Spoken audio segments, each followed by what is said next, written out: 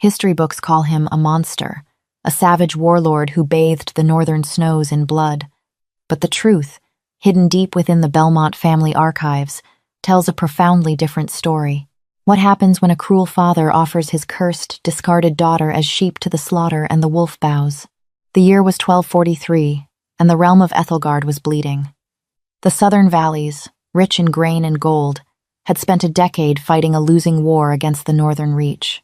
The north was a harsh, unforgiving land of jagged mountains, endless pine forests, and freezing mists. But it wasn't the terrain that terrified the southerners, it was the men who ruled it, the Lycans. Shifters, werewolves. At the helm of this terrifying northern army was King Eric Harlaw. He was an alpha of terrifying renown, a man whose sheer size and ferocity on the battlefield had earned him the moniker the Crimson Hound. When Eric's forces finally breached the Riverlands, the southern lords had no choice but to sue for peace. The terms were simple, brutal, and customary for the era, an alliance sealed by blood. Lord Reginald Belmont, the wealthiest and most influential of the southern lords, was ordered to surrender his eldest daughter, Isolde, to be the Alpha King's bride. Isolde was the jewel of the South, golden-haired, charismatic, and bred for queenship. But Lord Reginald was a man of boundless ambition and equally boundless deceit. He could not stomach the thought of giving his prized Isolde to a savage. He had already been secretly negotiating a marriage for Isolde with a powerful neighboring king to the east. Giving her to Auric would ruin his ultimate plan for southern domination. So, Reginald devised a treacherous plot. He would send his other daughter, the one society did not speak of, the one whose name was a hushed curse in the halls of the Belmont estate. Eleanor. Eleanor Belmont was born during the rare astrological anomaly known as the blood eclipse. In the superstitious southern courts, this was considered a profound ill omen, but it was her appearance that sealed her fate. While the rest of the Belmonts boasted golden hair and sun-kissed skin, Eleanor was born with hair as stark white as bone and eyes the color of a stormy sea. Furthermore, she bore a strange, branching birthmark over her left collarbone, a mark the local priests declared the touch of the fiend. Her mother died in childbirth, cementing the belief that Eleanor was a bringer of death. For 19 years, she was hidden away in the highest, draftiest tower of the Belmont Manor, treated worse than a scullery maid. She was given barely enough food to survive, dressed in threadbare garments, and taught to keep her eyes on the floor. She was the family's dark, shameful secret. When the summons from the north arrived, Reginald's guards dragged Eleanor from her tower in the dead of night. They scrubbed her raw, forced her into a heavy, suffocating wedding gown of crimson velvet Isolde's gown, tailored poorly to fit Eleanor's emaciated frame, and threw a thick, opaque veil over her head. "You will keep this veil on," Lord Reginald hissed, gripping her fragile chin through the fabric. "You will not speak. You will let the beast take you. If he kills you, as he surely will when he discovers my deception, your death will give the South the righteous cause we need to unite the Eastern kingdoms and wipe his kind from the earth. Do not fail me in this one miserable thing, Eleanor. Bleed for your family." Eleanor trembled, her heart hammering against her ribs like a trapped bird. She knew what this was, a suicide mission. She was being sent as a sacrificial lamb to infuriate a monster. The journey north took 3 grueling weeks. Eleanor was locked inside a reinforced ironwood carriage, escorted by 50 of her father's most ruthless knights, led by a cruel captain named Cord. She spent the days shivering in the cold, clutching the heavy crimson velvet to her chest. She had never known kindness, but the terror of what awaited her at the end of the road was a different, sharper kind of agony. She had heard the stories. The Lycan King tore men limb from limb. He drank blood from the skulls of his enemies. What would he do to a frail, cursed girl who had been sent as a deliberate insult? When the carriage finally crossed the treacherous mountain pass and descended into the northern reach, the temperature plummeted. Eleanor peeked through the slats of the carriage windows, her breath fogging the frosty glass. Imposing blackstone fortresses jutted out of the snowy landscape like the teeth of a dead god. Finally, they arrived at Harlaw Keep, a massive, brooding citadel carved directly into the side of a mountain. The gates groaned open, revealing a courtyard filled with towering, muscle-bound warriors wrapped in thick furs. Their eyes, glowing with unnatural hues of amber, gold, and ice blue, tracked the southern carriage with predatory stillness. Captain Cord barked orders, and the carriage door was yanked open. The freezing northern wind bit into Eleanor's skin as she was hauled out. Her legs were weak from malnutrition and the long journey, and she stumbled, almost falling into the slush. A chorus of low, rumbling growls echoed through the courtyard. "Stand up, you useless creature," Cord muttered under his breath, yanking her upright by her arm. "Remember your orders." She was marched up the imposing stone steps, through towering doors of iron and oak, and into the great hall of Harlaw. The room was cavernous, lit by roaring hearths that cast long, dancing shadows against the tapestries. Hundreds of northern lords and lichen warriors lined the hall. The air was thick with the scent of pine, wood smoke, and an overwhelming primal dominance that made Eleanor's knees buckle. At the far end of the hall, seated upon a throne of dark ironwood and wolf pelts, was King Eric Harlaw. Eleanor dared not look up. Her veiled head remained bowed as Captain Cord shoved her forward into the center of the room. "King Eric," Cord announced, his voice echoing, though Eleanor could hear the slight tremor of fear in his tone. "Lord Reginald Belmont honors the treaty. He presents to you his flesh and blood, the bride of the South." A heavy, suffocating silence fell over the hall. It was a silence so profound that Eleanor could hear the crackle of the fire and the terrified, erratic beating of her own heart. Then, the king stood. The sound of Eric's boots on the stone steps echoed like thunderclaps in the quiet hall. He descended from the dais slowly, deliberately. Through the sheer mesh of her veil, Eleanor caught glimpses of him. He was a leviathan of a man, broad-shouldered, standing well over 6.5 feet tall, clad in dark leather armor and heavy dark furs. His hair was pitch black, falling just past his shoulders, and his jaw was covered in a rugged scruff. But it was his aura that was truly terrifying, a suffocating wave of power and authority that seemed to press the very oxygen out of the room. He stopped a mere 2 feet in front of her. The heat radiating from his massive body was palpable in the freezing hall. "Lord Belmont sends his daughter." Eric's voice was a deep, gravelly baritone that seemed to vibrate through the stone floor and straight into Eleanor's bones. And yet, he sends her shrouded in secrecy. "It is a southern custom, Your Grace." Cord lied smoothly, though he took a cautious step back. "A bride must remain veiled until the husband claims her." Anik let out a sound that was half scoff, half growl. "We are not in the South, Captain. Here, we look our fate in the eyes." Before Cord could protest, Eric reached out. His large, calloused hand, clad in a fingerless leather gauntlet, grasped the top of the heavy crimson veil. With a single, swift motion, he tore it away. The collective gasp from the northern court sucked the air from the room. Eleanor squeezed her eyes shut, waiting for the blow. She waited for the furious roar, the sound of tearing flesh, the agonizing pain of a lichen's claws ripping through her throat. She knew how she looked. Her bone-white hair cascaded in chaotic, unkempt waves down her back. Her skin was deathly pale, marred by exhaustion and the dark circles under her eyes. And the gown, Isolde's gown, hung off her frail shoulders, drooping low enough to expose the twisted, branching birthmark on her collarbone. She was an insult made flesh, a cursed thing standing in a hall of apex predators. "Treachery!"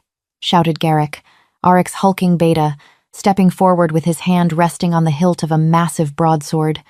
"This is not the golden-haired Isolde. Belmont has sent us a sickly ghost, an insult to the crown. My king, give the word and I will take this captain's head and the girls alongside it." The hall erupted into snarls and shouts. The lichens were furious, their eyes flashing with primal rage. Captain Cord drew his sword, and his men formed a defensive ring.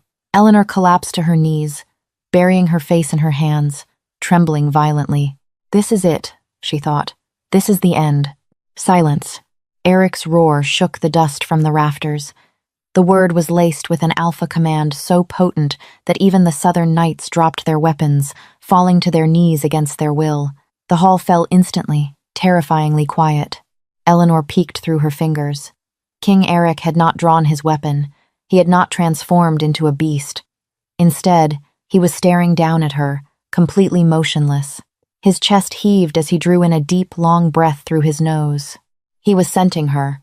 To the lichens, scent was everything. It told them a person's health, their emotions, their deepest truths. Eleanor smelled of fear, yes, but beneath the terror, beneath the scent of the long, dirty road and the stale velvet gown, there was something else. A scent of winter frost, crushed moonflowers, and rain-slicked stones. Eric's ice-blue eyes widened. The primal fury that had been building in his chest evaporated, replaced by a shock so profound it left him staggered. The legends spoke of it, but few ever experienced it. The snapping of the soul tether, the absolute undeniable recognition of the fates. Mate, Eric fell to one knee, matching Eleanor's level. The movement sent another shockwave of gasps through the court. The Alpha King bowed to no one, yet here he was, kneeling before a shivering, emaciated southern girl. He reached out, his massive hands incredibly gentle as they hovered over her trembling shoulders. "Look at me," he commanded, though the harshness was entirely gone from his voice. It was a plea. Eleanor, terrified to disobey, slowly lifted her head. Her stormy gray eyes locked with his piercing ice-blue ones. For a moment, the entire world melted away. There was no cold, no fear, no cruel father. There was only the intense, burning heat in the king's eyes, a look not of disgust, but of absolute, consuming awe. "You," Eric breathed, his voice barely a whisper, yet carrying through the silent hall. He gently brushed a lock of white hair from her face, his thumb grazing her hollow cheek. "You are starving." Eleanor blinked, completely thrown by the observation. She opened her mouth to speak, but her throat was so dry, no sound came out. Eric stood, his demeanor instantly shifting from tender awe to terrifying, lethal protectiveness. He turned to face Captain Cord, who was sweating profusely. "You brought her to me in this condition," Eric said, his voice dropping into a deadly, rumbling octave. "You starved my queen." She is a cursed thing, Your Grace," Cord stammered, realizing the plan had gone horribly wrong. Lord Reginald is a dead man walking," Eric interrupted, his fangs briefly elongating as he snarled. "But you are in my hall right now." In a blur of motion too fast for the human eye to track, Arik crossed the distance. His hand locked around Cord's throat, lifting the armored man entirely off the ground. Cord kicked and choked, but Eric's grip was iron. "Return to your cowardly lord," Eric growled, tossing Cord violently to the floor like a broken toy. Cord gasped for air, scrambling backward. "Tell him I accept his tribute. Tell him King Eric Harlaw claims the white-haired daughter as his fated mate, his queen, and the High Lady of the North. And tell him," Eric's eyes flared a glowing demonic gold, "that when I ride south in the spring, I will not be coming for peace. I will be coming to burn his estate to the ground for the 19 years of torment he inflicted upon my soul's other half. Run." Cord and his men didn't need to be told twice. They scrambled out of the hall, fleeing into the snowy night. Eric turned back to Eleanor. The golden fire in his eyes receded back to a soft, human blue. He removed his heavy fur cloak and draped it over her trembling shoulders. The warmth and his scent pine, leather, and safety enveloped her. Gently, effortlessly, he scooped her into his arms. "Garrick," Eric called out over his shoulder as he carried Eleanor toward the royal wing. "Summon the healers, have a warm bath drawn, and bring a feast to my chambers. My queen is home." The royal chambers of Harlaw Keep were larger than the entire floor of the tower Eleanor had lived in for 19 years. A massive 4-poster bed draped in thick pelts dominated the room. A roaring fire crackled in a hearth large enough to stand inside. Eleanor sat on the edge of the bed, freshly bathed and dressed in a soft woolen tunic that belonged to Eric. The healers had come and gone, muttering over her bruises and malnutrition, applying sweet-smelling salves to her cracked skin. A table before her groaned under the weight of roasted meats, fresh bread, and steaming broth. Eric sat in a heavy chair across the room, watching her. He hadn't pushed her to speak. He hadn't demanded anything of her. He just watched her with a quiet, intense devotion that made Eleanor's head spin. She took a small, hesitant bite of the bread. It was the softest, richest thing she had ever tasted. Tears welled up in her eyes, spilling over her cheeks before she could stop them. Arik was by her side in a fraction of a second. "Are you in pain?" he asked, panic briefly breaking through his stoic demeanor. "No," she croaked, finding her voice for the first time since leaving the South. Her voice was raspy, unused. I don't understand. What is there to understand, little bird? He asked softly, sitting carefully on the edge of the bed, maintaining a respectful distance. My father, she whispered, looking down at her hands. He sent me here to die. I am cursed. I bring famine and ruin. You were supposed to be insulted. You were supposed to kill me. A low rumble vibrated in Eric's chest. Your father is a fool who could not recognize a diamond if he stepped on it. There is no curse on you, Eleanor. She flinched at her name. You know my name? I know everything about you that the wind carried north, Eric replied. I know they locked you away. I know they feared your white hair and your mark. But they are blind, fearful humans. He reached out, gently touching the edge of her collar, right over the branching birthmark. Do you know what this mark means among my people? Eleanor shook her head, terrified. It is the mark of the Frost Weaver, an ancient lineage of lichen mystics, long thought lost. Your mother. Was she from the deep woods? Eleanor blinked, trying to remember the vague whispers of the servants. She was a northerner. My father took her as a prize during the first border skirmishes. She died when I was born. Eric nodded slowly, the pieces falling into place. You are half lichen, Eleanor. The white hair, the mark. You are not a cursed human. You are a sacred child of the winter moon, and you are my mate. Eleanor couldn't process it. For 19 years, she was a monster, a demon. Now, this terrifying warlord was telling her she was sacred? A mate? She asked softly. The other half of my soul, Eric explained, his voice thick with emotion. Lichens do not marry for politics, though we play the games of men when we must. We are bound by the fates. When I smelled your scent, I knew. I would burn the entire world to ash before I let anyone harm you again. The absolute sincerity in his eyes terrified her more than any threat. How could she trust this? How could she suddenly go from a disposable piece of trash to the center of a king's universe? Over the next few weeks, the political reality of Eric's choice began to set in. The northern lords were uneasy. Though they respected the mating bond, taking a fragile, untested, half-southern girl as their queen on the eve of a potential massive war with the South was a bitter pill to swallow. Whispers echoed through the stone corridors of Harlaw Keep. She is too weak to breed. She will break in the first winter. Belmont played the king for a fool, mate or not. Eleanor heard the whispers. She spent her days wandering the massive keep, accompanied always by Garrick or a detail of royal guards. She noticed the side eyes, the muttered comments. Despite Eric's absolute devotion to her in private, he slept on the floor beside the bed, refusing to touch her until she was comfortable and healed. She felt the heavy burden of her perceived inadequacy. Then came the night of the Blood Moon Festival. It was a northern tradition, a night of wild celebration, feasting, and primal displays of strength in the main courtyard. Eleanor sat beside Arik on the high dais, swathed in white furs that made her silver hair gleam like starlight. She was slowly gaining weight, color returning to her cheeks, but she still felt profoundly out of place among the towering, boisterous lichens. Midway through the feast, a southern envoy arrived at the gates under a banner of truce. They were granted entry. It was a small delegation, led by a man Eleanor recognized instantly, Lord Halem, one of her father's most cunning advisors. Halem stepped forward, bowing deeply to King Eric, though his eyes lingered maliciously on Eleanor. King Eric, Halem announced smoothly. Lord Reginald sends his apologies for the misunderstanding of the tribute. However, the South cannot accept a half-breed bastard sitting as a symbol of our treaty. Lord Reginald offers a trade. Return the girl to us, and we will send Isolde, the true bride, along with 10 wagons of gold. Keep her, and the treaty is void. War will begin at first thaw. The courtyard went dead silent. The northern lords looked at Eric. 10 wagons of gold and a true political hostage could secure their borders for a generation. Eric didn't even blink.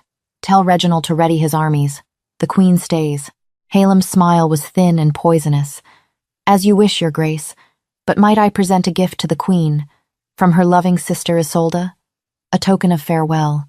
Halem signaled to a servant, who brought forward a beautiful, ornate silver goblet filled with southern spiced wine. The servant walked up the steps of the dais, offering it to Eleanor. Eleanor reached out, her hand trembling. She looked at the dark red liquid. She knew her family. She knew Isolde. There was no love here. As her fingers brushed the cold silver of the goblet, her lichen heritage dormant and suppressed by 19 years of starvation suddenly flared to life. The scent of the wine hit her nose, and underneath the heavy spices, she smelled it. Wolfsbane. Refined, concentrated, deadly. In a fraction of a second, before the servant could react, Eleanor stood up. Instead of taking the goblet, she struck it with the back of her hand. The silver cup clattered to the stone floor, the poisoned wine burning a sizzling hole into the expensive rug on the dais. The entire courtyard gasped as the acrid smoke of the poison rose into the air. Eric was on his feet in an instant, a monstrous roar tearing from his throat. Garrick and the guards seized Halem and his men, pressing them into the dirt.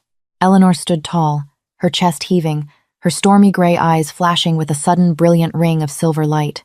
The timid, broken girl from the tower was gone, replaced by something ancient and fierce. She looked down at Halem, her voice carrying a strange, dual-toned resonance that echoed through the silent courtyard. "Tell my father," Eleanor said, her words dripping with newfound authority, "that the cursed daughter is dead. I am Eleanor of Harlaw, Queen of the Northern Reach, and if he ever sends poison into my home again, I will not wait for the spring thaw to rip out his throat." The Northern lords, previously skeptical and whispering, stared in absolute stunned silence. Then, slowly, Beta Garrick drew his sword and slammed the hilt against his chest armor in a sharp salute. One by one, the massive Lycan warriors followed suit. The metallic clash of armor rang out, a deafening drumbeat of respect and loyalty. They had wanted a strong queen. They had just found her. Eric looked at Eleanor, his chest swelling with an immense, uncontainable pride. He reached out, taking her hand, and raised it high into the freezing night air as the wolves of the north threw back their heads and howled for their new queen. According to the translated Caldwell Harlaw manuscripts, discovered centuries later in a private vault in Geneva, the winter of 1243 was unlike any other recorded in Aethelgard's history. It was later dubbed the Queen's Breath. As the Northern Reach prepared for an all-out war against the Southern Valleys, Eleanor was undergoing a grueling, agonizing transformation. The poison incident at the Blood Moon Festival had triggered her dormant Lycan genes, but because her human father's blood fought against her mother's ancient Deep Woods lineage, the transition nearly killed her. For 3 weeks, Eleanor lay in the royal chambers, gripped by violently fluctuating fevers. Eric refused to leave her side. He handed command of the marching legions to Beta Garrick and Commander Leif, choosing instead to bathe Eleanor's burning skin in ice water and coax drops of broth past her cracked lips. During the darkest night of her fever, the historical texts note a phenomenon that defied explanation.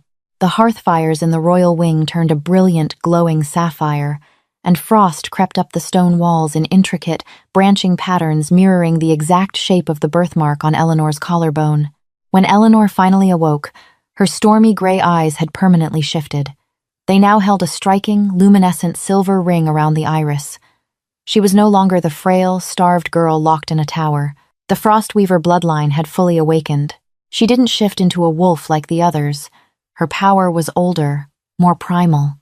She could manipulate the ambient temperature, pulling the moisture from the air to create barriers of hardened ice, or dropping the temperature of a room until men's breaths turned to snowflakes. "You are a terrifying beauty, little bird," Eric murmured the first time he watched her casually freeze a goblet of water just by brushing her fingertips against the silver rim. "I am no longer a bird, Eric," Eleanor replied, her voice carrying a calm, chilling authority. "I am the winter storm, and it is time we bring the storm to my father." Down in the southern valleys, Lord Reginald Belmont was not sitting idle. Panic had seized the southern courts when the severed heads of Halem's delegation were returned in a cart, packed in magical, unmelting ice. Reginald knew the Alpha King was coming, but he arrogantly believed he could outsmart a beast.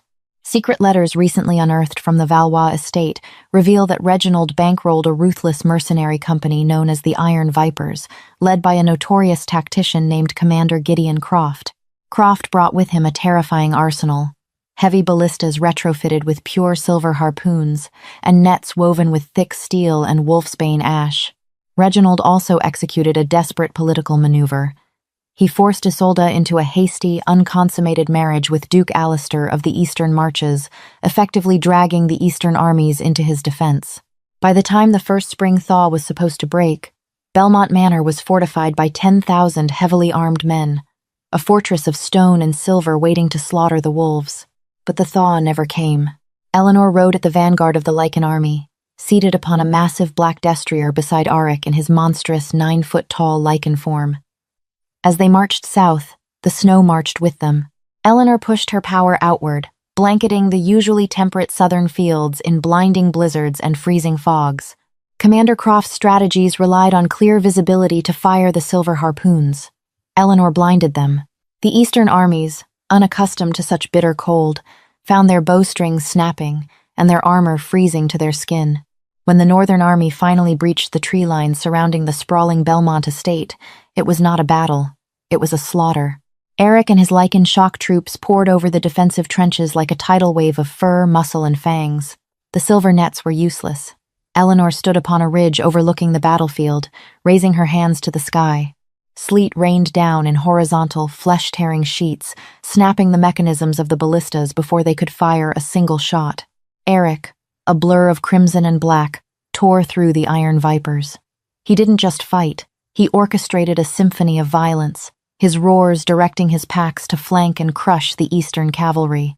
He was a force of nature, driven by an unyielding desire to eradicate the house that had tortured his mate.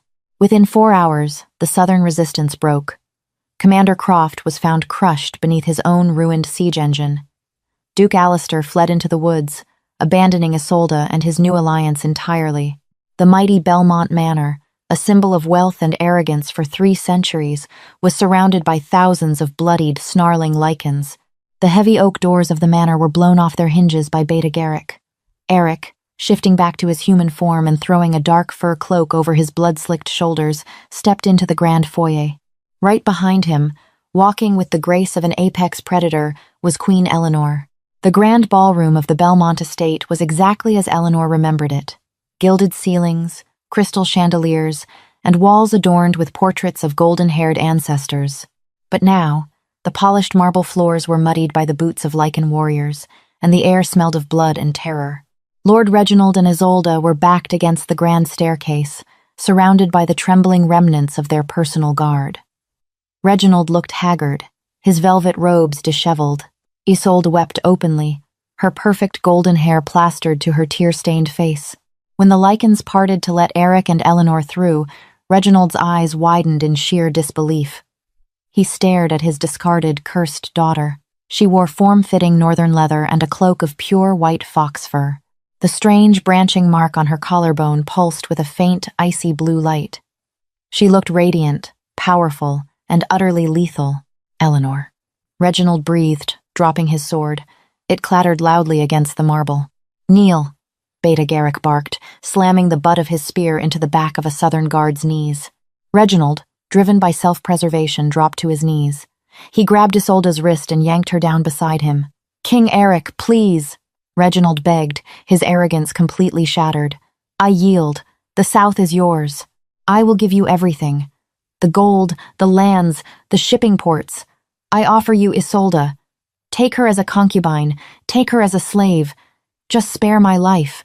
Isolde gasped, looking at her father in absolute horror. "Father, you promised me a crown." Eric let out a low, vibrating growl that shook the crystal above them. He stepped forward, his eyes flashing gold. "You offer me the scraps of your cowardice. You starved my soul's mate. You sent poison into my home. And now you attempt to sell the daughter you favored to save your own pathetic neck." Eric drew a massive black iron hunting knife from his belt. "Your gold means nothing to the dead, Reginald." Eric lunged, fully intending to separate Reginald's head from his shoulders. "Eric's." "Stop." Eleanor's voice was not a shout, but the sheer, icy command in it froze Eric in his tracks. His blade stopped mere inches from Reginald's throat. Eric looked back at his queen, the murderous rage in his eyes softening instantly as he deferred to her. This was her house, her trauma, her justice. Eleanor slowly walked toward her father and sister. The ambient temperature in the room plummeted so drastically that the breath of the captured guards plumed in the air, and frost rapidly webbed across the gilded mirrors. She stood over Reginald, looking down at the man who had locked her in the dark for 19 years. "You thought I was a curse," Eleanor said, her voice echoing with that strange, ancient resonance. "You thought my mother's blood was a stain you could hide in the attic. You were wrong, Father. I was the only true power this dying family had left." "Eleanor, please," Isolde sobbed, reaching out to grasp the hem of Eleanor's cloak. "We are sisters. We share blood. I didn't want to send the poison. Halem made me do it." Eleanor looked at Isolde, her silver-ringed eyes devoid of pity. "Do not lie to me, Isolde. I can smell the malice on you from here. You wanted the Alpha King dead because you could not bear the thought that the freak of the family wore a crown while you were sold off to a minor duke." Eleanor stepped back, raising her hand. The branching mark on her skin flared brilliantly. With a sharp flick of her wrist, a thick, impenetrable wall of solid, jagged ice erupted from the floorboard, encasing the grand staircase and shattering the Belmont family crest mounted above it. "I am Eleanor Harlaw, Frost Weaver of the Deep Woods, and Queen of the Northern Reach," she proclaimed, her voice ringing with absolute finality. "And I am not like you. I do not slaughter the defenseless." Reginald let out a pathetic gasp of relief, thinking he was spared. "But you will not live here," Eleanor continued, her gaze turning to steel. "This estate now belongs to the crown. All Belmont titles are stripped. All your gold is seized to feed the orphans of this war. You, Reginald, and you, Isolde, are banished to the desolate penal colonies of the jagged eastern coast. You will live the rest of your days farming rocks in the freezing rain. You will know what it means to be cold. You will know what it means to be starved. And you will know what it means to be forgotten." Reginald's face went pale. The eastern penal colonies were a death sentence of slow, agonizing labor. "No, no, Eleanor, you cannot do this. Kill me. Just kill me." "Garrick," Eric ordered, ignoring the pathetic man's pleas. "Strip them of their silks, give them burlap, put them in chains, and march them east." As the northern guards dragged a screaming Isolde and a broken Reginald out of the manor, Eleanor finally let out a long, shuddering breath. The icy glow faded from her eyes, and the temperature in the room slowly began to normalize. She felt a heavy, warm hand on her shoulder. Eric pulled her against his chest, wrapping his arms securely around her waist, resting his chin on the top of her white hair. "It is over, little bird," he whispered, pressing a kiss to her temple. "Not a bird," she reminded him softly, leaning into his solid, comforting warmth. "No," Eric agreed, a deep smile rumbling in his chest. "A queen. My queen." Historical archives, specifically the Oakhaven decrees signed in 1245, show that Ethelgard was ultimately united under the banner of the Wolf and the Winter. Eleanor did not rule with cruelty, but with a fierce, protective grace that the continent had never seen. She rebuilt the southern farms, merged the northern and southern cultures, and established a lineage of Lycanfrost weavers that guarded the realm for 400 years. Lord Reginald and Isolde Belmont faded into total obscurity, their names erased from the noble registries, dying as nameless peasants on a freezing, rocky shore, a poetic, brutal justice orchestrated by the daughter they once deemed too broken to love.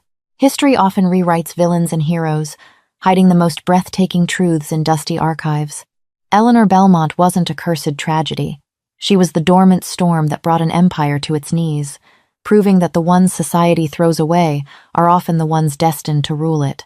If you loved uncovering the truth behind the Alpha King and his Frostweaver Queen, hit that like button, share this story with your fellow romance and fantasy lovers, and subscribe for more epic, untold historical dramas.